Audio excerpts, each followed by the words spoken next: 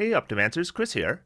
I was asked what spells I like as a DM, but hate as a player, and vice versa. Now, asking what spell I don't like as a DM could mean two things. It could mean either spells I don't like players casting, or it could mean spells I don't like casting at the players. I am going to assume we mean the latter one. When it comes to spells I don't like players casting as a DM, I would say that any spell that a player casts that's ultimately disappointing for them, I'm not a fan of as a DM.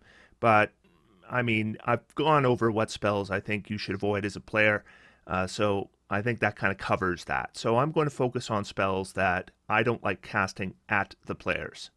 But it is definitely an interesting question because I really do find that my perspective changes whether I'm the DM or the player on what I'm hoping to achieve with spells.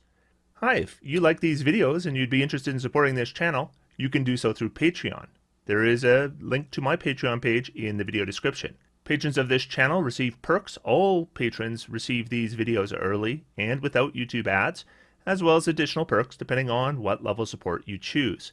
Today I want to thank some of my top level patrons: Gakamaru, Hoerby, Ian Johnson, I'm Not K, Jay Gemmel, Jack Harper, James Mackla, James Monroe, James Sprague, and James Thomas. Thank you, Jameses. Thanks, everybody else. And let's get started.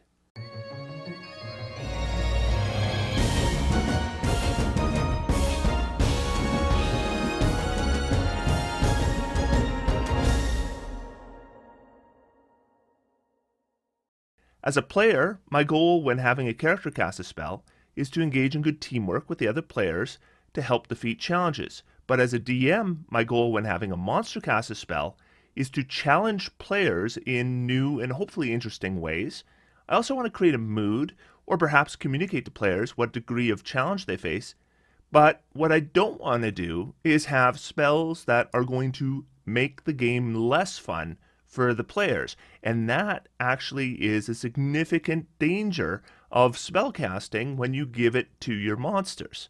And I find that my opinions on spells dramatically change depending on whether I'm looking at them as a player or if I'm looking at them as a DM. Today I want to cover 10 spells that as a player I like, but as a DM I don't like.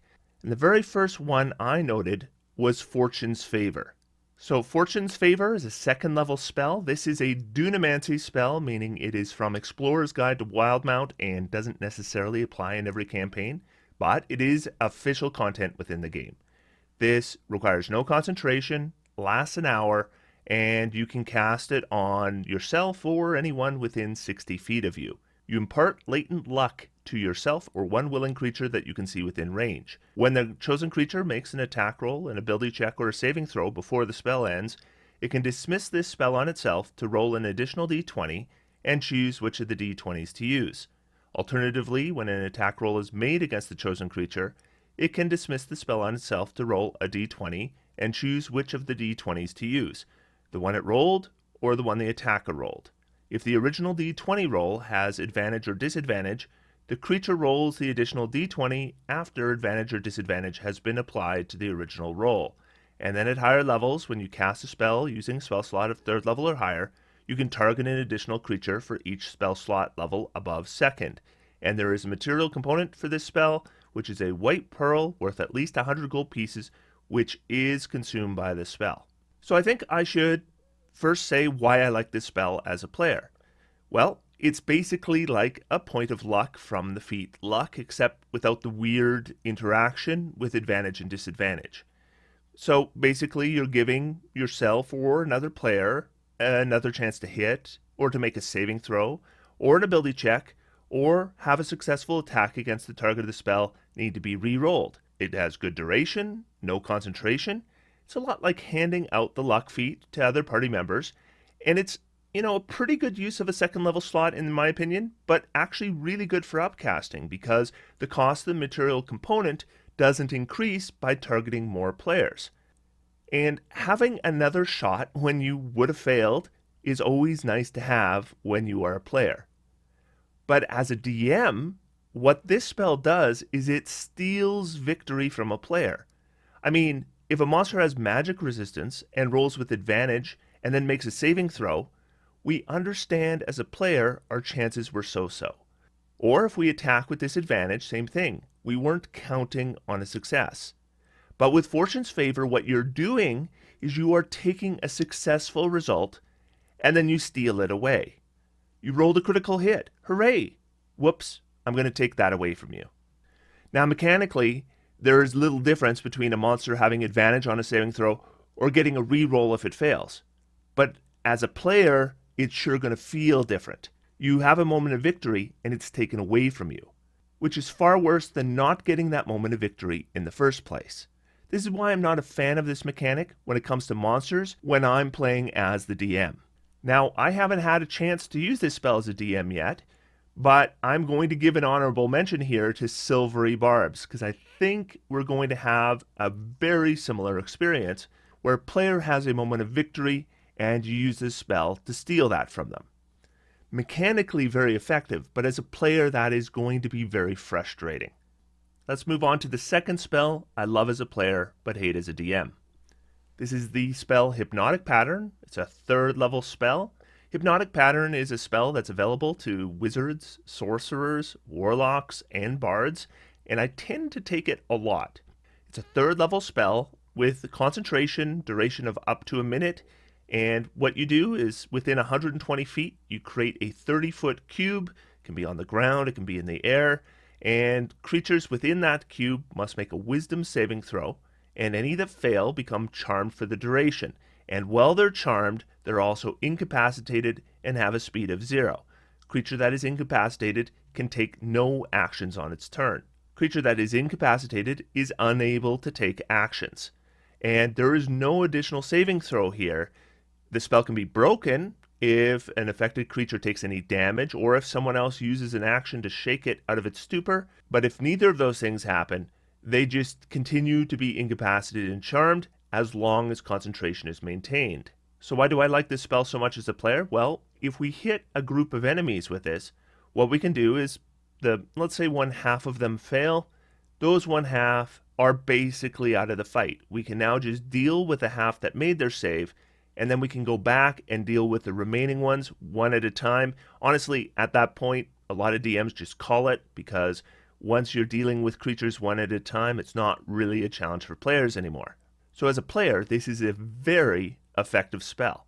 But what I find is, if we're casting it and we are the DM, any players that fail their saving throw are out, right? So their turn comes up in combat and you just skip over it. And so that player ends up just kind of sitting out the fight until they either take damage or the creature that's concentrating on this spell loses concentration or is killed, or somebody else wakes them up. And hopefully somebody else goes and wakes them up, but not necessarily.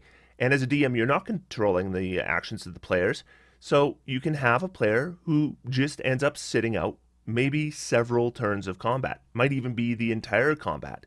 And that's just not fun for players. And as a DM, I hate doing that to players because, I can just kind of feel how disappointed they are that they don't get to participate at all. So when you have spells that just take out a player and they can do nothing, it's just not fun. And our job as a DM is to make the encounters fun. Well, we just failed to do so for at least one player. So I just don't like using the spell. I occasionally still use it because sometimes creatures just have Hypnotic Pattern. But when a player fails their saving throw, I always kind of feel like that didn't really accomplish what our goal is as a DM. Next spell that I love as a player but hate as a DM is Phantom Steed. Phantom Steed is a ritual spell. It's available to wizards, though the undead warlock can get Phantom Steed as well. It's a 3rd level spell, duration 1 hour, no concentration, and it can be cast as a ritual if you have ritual casting. A large quasi-real horse-like creature appears on the ground in an unoccupied space of your choice within range. You decide the creature's appearance, but it's equipped with a saddle, bit, and bridle. Any equipment created by the spell vanishes in a puff of smoke if it's carried more than 10 feet away from the steed. For the duration, you or a creature you choose can ride the steed. The creature uses the statistics for a riding horse, except it has a speed of 100 feet and can travel 10 miles an hour or 13 miles at a fast pace. When the spell ends, the steed gradually fades, giving the rider 1 minute to dismount. The spell ends if you use an action to dismiss it or if the steed takes any damage. So why do I like this spell so much as a player? Well, it is fantastic utility for one thing. A speed of 100 is really quite fast, and technically you can make these for the entire party. And depending on how many members you have in your party, you may even be able to do that through ritual casting. Then the entire party can be mounted. In fact, often using Phantom Steeds can be faster than just buying mounts and using them for long distance traveling. But also Phantom Steed is very useful in combat because you essentially have a mount for combat, and if you have a mount for combat, it increases your mobility immensely. And if that mount has a speed of 100, even more so. And so that gives you the ability to kind of move in, do your thing, and move back out again, out of reach of the enemy. And that's exactly why I don't like this spell as a DM. An enemy can use this exact same tactic. They can move in, do their thing, and then they can get out beyond the reach of the players. And the thing is that with Phantom Steed, the speed is so high, the players don't have a lot of recourse unless they have similar mobility options. So what you end up doing is you end up creating an enemy that might be a challenge for the players, but more than anything, it's annoying because you have this enemy that can attack you and you're having difficulty attacking it back. I mean, you can sometimes do things with readied actions, though those are pretty limited as well. Never mind the fact that readied actions can sometimes be exploited by your enemy by simply not triggering them. And especially if you have an enemy that has this and can give it to everyone that the players are fighting, there's certain characters that just aren't going to be able to participate in the combat at all. And again, that is not what we want to achieve as a DM generally. So yeah, there are occasions where I can see this as a DM being okay, but sometimes I think it could just be a way to make combat less fun for the players. This brings us to our fourth spell, Banishment. 4th level spell. Duration is concentration up to a minute, and what happens is you attempt to send one creature you can see within range to another plane of existence. The target must succeed on a charisma saving throw or be banished. If the target is native to the plane of existence you're on, you banish the target to a harmless demi-plane. While there, the target is incapacitated. The target remains there until the spell ends, at which point the target reappears in the space it left or in the nearest unoccupied space if the space is occupied. If the target is native to a different plane of existence than the one you're on, the target is banished with a faint popping noise, returning to its home plane. If the spell ends before a minute has passed, the target reappears in the space it left or the nearest unoccupied space if that space is occupied. Otherwise, the target doesn't return. And at higher levels, if you cast this spell using a spell slot of 5th level or higher, you can target one additional creature for each slot above 4th. So the reason why this spell is so good as a player is you essentially remove enemies from combat. And this isn't like Hypnotic Pattern where other enemies might go and wake them up, or we have to worry about them taking damage from an area of effect and having it broken. If you get them with a banishment spell, the only thing that's going to get them back within the duration is if you lose concentration. And the upcasting is very strong, with targeting an entire additional creature with each slot level above the original. And finally, the charisma saving throw can be really good depending on what you're fighting, but more creatures are going to have weaker charisma saves than wisdom saves. So again, Banishment has another advantage there as well. So this ends up being a very similar tactic as a player, where if you have, say, 4 tough enemies and you banish one of them, well, now you only have 3 to deal with. And then once they're dealt with, you can have that one return. And again, there's almost no point running the combat at that point. It's an easy takeout. So when you're supporting a party, Banishment can be very effective. The problem as a DM, same thing as with Hypnotic Pattern, except even worse. Because if we hit a player with Banishment and they fail their saving throw, then you don't even have the option to wake them back up. They're just out of the combat. And again, they're incapacitated. And again, you're just going to be skipping their turns. The only hope the other players have of getting that player character back is to disrupt concentration or kill the creature that cast the Banishment spell. And so you're almost certainly going to have turns where that player is just sitting it out. And again, it's just not fun. And as a DM, we want our players to have fun. So this doesn't accomplish that. It does the opposite. This brings me to the fifth spell I love as a player, but hate as a DM, Otiluke's Resilient Sphere. This is a 4th level spell. Its concentration lasts up to a minute, and it is available to wizards, artificers, Peace Domain clerics, and Oath of Redemption paladins. A sphere of shimmering force encloses a creature or object of large size or smaller within range. An unwilling creature must make a dexterity saving throw. On a failed save, the creature is enclosed for the duration. Nothing, not physical objects, energy, or spell effects can pass through the barrier, in or out, though a creature in the sphere can breathe there. The sphere is immune to all damage, and a creature inside can't be damaged by attacks or effects originating from outside, nor can a creature inside the sphere damage anything outside it. The sphere is weightless and just large enough to contain the creature or object inside. An enclosed creature can use its action to push against the sphere's walls and thus roll the sphere at half the creature's speed. Similarly, the globe can be picked up and moved by other creatures. A disintegrate spell targeting the globe destroys it without harming anything inside it. So you target an enemy with this, they make a dexterity save, and if they fail the dexterity save, they can't really do anything. I mean, there's mechanics there for moving the sphere around, but usually there's not going to be any advantage to moving it anywhere because the creature can't do anything to anyone outside the sphere and vice versa. So once again, like with Banishment, like with Hypnotic Pattern, we're taking creatures out of the combat so that the player characters can focus on other creatures and then deal with this creature at the end. But one of the reasons I like this spell as a player is it is also very versatile. If we have a player character that is about to die, we can cast Otiluke's Resilient Sphere on them and protect them, give them a chance to maybe do some healing in between turns and get back up to speed, at which point we can release it. Or if we're in big trouble, we can cast it around ourselves and give ourselves protection, and then maybe cast self-only spells to buff up or whatever. I also like this spell on a contingency spell, so if my character falls to a certain level of hit points, it might automatically appear around my character, thus protecting them, preventing them from falling unconscious, and giving them a chance to do something else on another turn.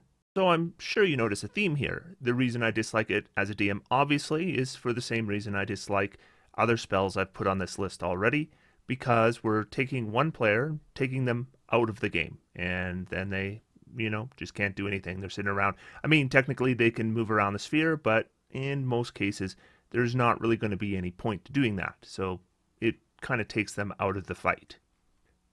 Also, if an enemy casts this on themselves, there's not much player characters can do to them. So creatures with like regenerate or something can cast this on themselves, then regenerate to full, and that could be frustrating for players. It is also going to have a significant impact on the challenge of the encounter, and as a DM, you have to account for that. Number 6, Forcecage.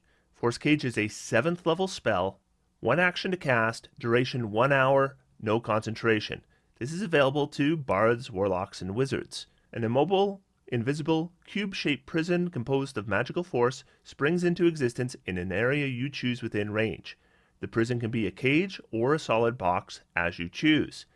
A prison in the shape of a cage can be up to 20 feet on a side and is made from 1/2 inch diameter bars spaced 1/2 inch apart.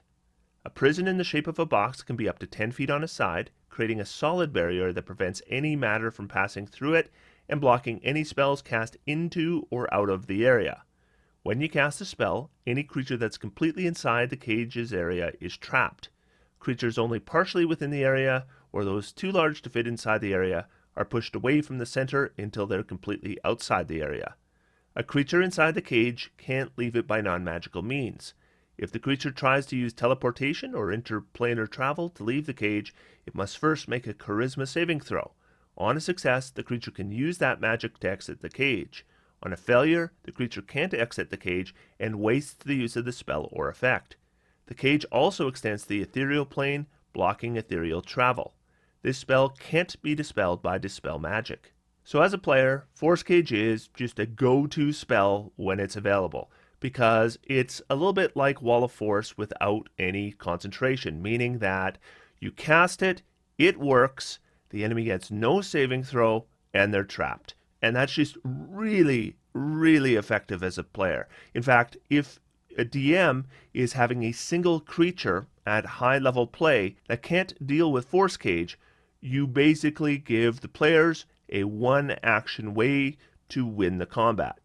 And as I said, Forcecage is extremely powerful for players and is extremely powerful for the enemy. And Forcecage is just horrible to cast on player characters because, unlike Otiluke's Resilient Sphere, there is no saving throw and there is no concentration, and this lasts an hour. So if an enemy casts a Forcecage on a player character, not only like with Hypnotic Pattern are you taking them out for their next turn or two, you're almost certainly taking them out for the entire combat. There is a small chance of being able to teleport out if they have a good charisma save and teleportation, and that's it. And if they don't, then they're not only stuck there for the entire combat automatically, they'll be stuck there for the full hour automatically, and there's not much that can be done about that. So this is along a similar theme to what we've seen before, but this one is actually far worse. If you go through the various spellcasting builds on this channel, you're going to find Mass Suggestion a lot. Mass Suggestion is a spell. It's available to bards, sorcerers, warlocks, and wizards, 6th level, and it is extremely powerful for a 6th level spell. It has a one-action cast with a duration of 24 hours. You suggest a course of activity limited to a sentence or two and magically influence up to 12 creatures of your choice that you can see within range that can hear and understand you. Creatures that can't be charmed are immune to this effect. The suggestion must be worded in such a manner as to make the course of action sound reasonable.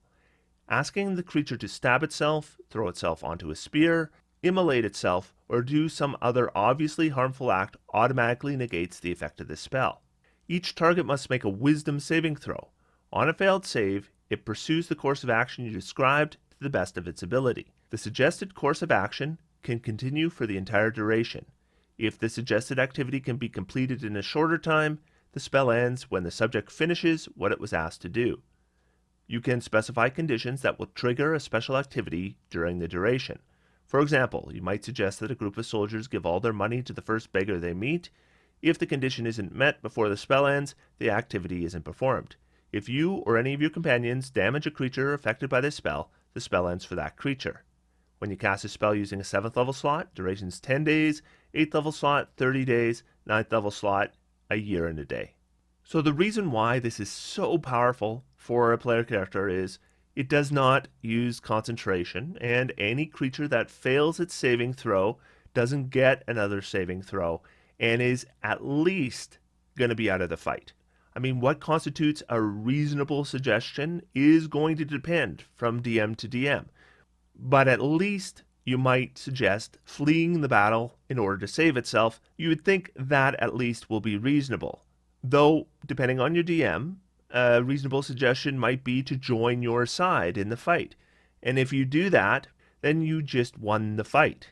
And maybe more than the fight. If you convince a creature to join your side, the duration is 24 hours, so it may assist you for the entire adventure. Now, I don't always hate this spell as a DM, but I think there are ways that it gets used that are bad for players. Number one, of course, if you're in a combat, and then if the suggestion is right, or depending on how the DM adjudicates that suggestion, I have seen cases where the DM has told players they need to fight the other players. No one wants that, right? The players are not going to enjoy that experience. The second thing is even after you defeat the creature that casts the suggestion, this has no concentration, so it doesn't end, and it has a very long duration. And here's where we have to talk about player agency, because players want to control their character. I mean, there's an entire game world that the DM is controlling. Players get to control one character. When you take that away from them, you're taking the only thing they have. So you have a suggestion that's going to last, let's say it's going to last 10 days. So 10 days worth of game time, we have a player that's not fully controlling their own character, and that could, depending on what the suggestion is, I suppose, but it certainly could really wreck their game experience. So I think as a DM, this is a spell that is kind of a minefield. you need to be really careful using it. And I think it is easy to wreck the player's experience without intending to do so. So that's my issue with this spell when I'm casting it as a DM. Next up, Antimagic Field. This is an 8th level spell. Duration is concentration up to 1 hour. The spell description here is very long, but basically what happens is you get this 10-foot radius invisible sphere around you that essentially kills all magic within the sphere. So any spell you try to cast into the area is immediately just wasted. Spells that are currently up, that the sphere enters, are suppressed. Magic items are suppressed within the sphere. Magical travel doesn't work within the sphere. And basically, there's no way to take it down unless you interrupt concentration of the caster. This, as a player, is kind of the nuclear option because you are just dramatically deflating your own abilities when you cast an anti-magic sphere. But if you have an enemy, and often enemies have more powerful spells than you do, if you have an enemy that has got a spell up that is just really insane, or you have a spellcasting enemy that just has massive amounts of spells, maybe they have quicken spells on top of that, maybe they can cast spells as legendary actions, and you just really need to take them down, Anti-Magic Sphere does that. The second that you've got them in that sphere, basically they've lost all their abilities. If you grapple them and hold them in that sphere, there's not much they can do. So as I said, this is a nuclear option, but it can be extremely effective. Why do I hate it as a DM? Well, because players, certainly by the levels where this kind of spell is going to come into play, are going to have tons of fun features and spells that are likely either magical spells or magical effects. If we look at the various class features, even for the non-spellcasting classes, a lot of their features are still going to be considered magical. Never mind the various magic items that they've received over all these levels of play. Once an anti-magic field comes into play, basically you've removed all of it. And depending on the player character, that could be an inconvenience, or it could basically completely shut them down. And if a player character can do nothing, that is frustrating. And we're very likely going to have multiple player characters that can do nothing. We're going to stay on 8th level spells for a bit and talk about Maze. Maze is an 8th level spell available only to wizards. It is arguably the best 8th level spell in the game. What you do is it's kind of like the Banishment spell, except there is no saving throw for a Maze spell. So you banish a creature you can see within range to a labyrinthine demiplane. The target remains there for the duration or until it escapes the maze. The target can use its action to attempt to escape. When it does so, it makes a DC 20 intelligence check. If it succeeds, it escapes, and the spell ends. When the spell ends, the target reappears in the space it left, or, if that space is occupied, in the nearest unoccupied space. So, as a player, this is just really effective. It's a banishment spell that can't fail. Now, there is the chance that the creature can return, depending on how good its intelligence is, but even really intelligent creatures are unlikely to make that intelligence check. DC 20 means even if they have a 20 intelligence, they need to roll a 15 or higher on their turn, or they fail to escape the maze. But the other thing is, there's a lot of creatures that can't escape the maze. All they need is a -1 on their intelligence, and it is impossible for them to escape the maze. And the same thing is true of player characters. If maze is cast on the party wizard, there's always the chance they could succeed on that intelligence check. But if it is cast on probably 80% of the party members that don't have intelligence as a primary ability score, then they are very unlikely to be able to escape the maze at all, right? So they've got an 8 intelligence, it's done. They can't escape the maze unless they have some way to boost ability checks. But the ways to boost ability checks are fairly few and far between in the game. I mean, bards might get half their proficiency bonus to those checks, but a lot of these things that kind of affect ability checks are often limited to skill checks. There's no way to use those features to escape the maze. And so once again, you have players that are just out of the game. And number 10, the Fear spell. Fear spell is a 3rd level spell. Duration is concentration up to a minute, and it's available to bards, sorcerers, warlocks, and wizards, as well as Oath of Conquest paladins. When you cast the fear spell, you create a 30-foot cone, and any creature in the cone must make a wisdom saving throw, and if it fails that saving throw, it drops whatever it's holding and becomes frightened for the duration. What's worse is, while frightened by this spell, the creature must take the dash action to move away from you by the safest available route on each of its turns, unless there is nowhere to move.